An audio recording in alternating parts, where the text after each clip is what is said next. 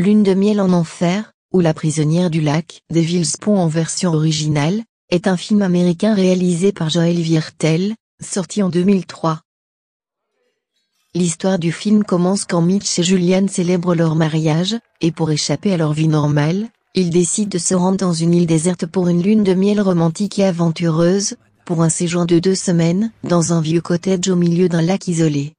Ils découvrent que la région n'a pas d'électricité ni de couverture téléphonique, car Julianne essaie de s'installer malgré sa peur de l'eau et de l'incapacité de nager. Mitch jouit de la vie à la campagne et quand Julianne veut aller en ville pour appeler ses parents, pour confirmer sa sécurité, il devient surprotectif d'elle.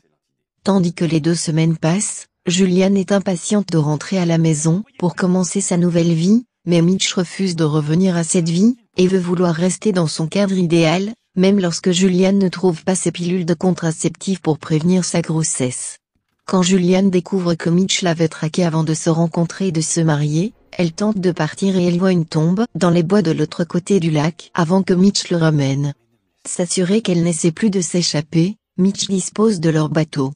Une nuit alors que Mitch est endormi, Julianne prend la clé autour de son cou pour ouvrir sa coffre-fort, après avoir été méfiante. Elle trouve un document de propriété et apprend qu'il a hérité de la terre de son père décédé et qu'il avait souvent visité la propriété avec son père. En utilisant un radeau pour se diriger sur le lac, elle essaie de s'échapper à nouveau dans le camion de ramassage de Mitch, mais malheureusement sa tentative d'évasion échoue à nouveau car Mitch la trouve et la frappe, inconsciente. Elle se réveille enchaînée à une ancre et à un arbre. Julianne se rend compte que Mitch est un psychopathe et qu'il connaissait absolument tout d'elle, y compris sa peur de l'eau, et il s'est peur pour la maintenir à leur emplacement. Déterminée à partir, Julianne brûle un match, obligeant Mitch à aller en ville, pour en acheter de nouvelles. Pendant qu'il est parti, elle trouve une hache et se libère de la chaîne qui la retient. Puis il remarque que Mitch revient plus tôt que prévu de manière inattendue et il a presque découvert son acte d'évasion. Mitch commence physiquement à la violenter. Après plusieurs affrontements, Mitch finit par poser sa jambe sans le savoir sur un piège à ours que Julianne avait enterré. Julianne profite alors de l'occasion pour contre-attaquer et utilise le fusil de chasse que Mitch avait ramené. Elle utilise ce fusil pour tirer sur le bras de Mitch et lui coupe un bras. Mitch tombe à terre, incapable de bouger et de se battre. Il supplie alors Julianne de l'achever, mais Julianne refuse de le faire. Elle lui dit de le faire lui-même.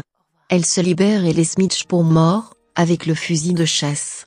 Julianne surmonte sa peur de l'eau, elle nage jusque de l'autre côté du lac, elle entend plus tard un coup de feu, indiquant que Mitch s'est tué, apparemment incapable de faire face au fait qu'il a perdu Julianne à jamais en raison de sa propre nature abusive et contrôlante. La dernière scène montre Julianne laissant sa bague de mariage dans le camion de Mitch et s'éloigne d'une route de campagne. Voilà, c'est la fin du film.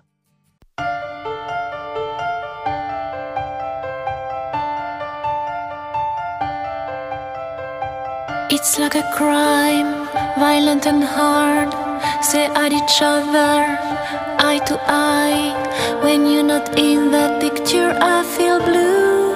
Can't imagine a world that's without you. We are rivals, that's all we are. Follow me till the dawn. Secrets you keep are so dark and heavy. Who knows what I hide deep inside of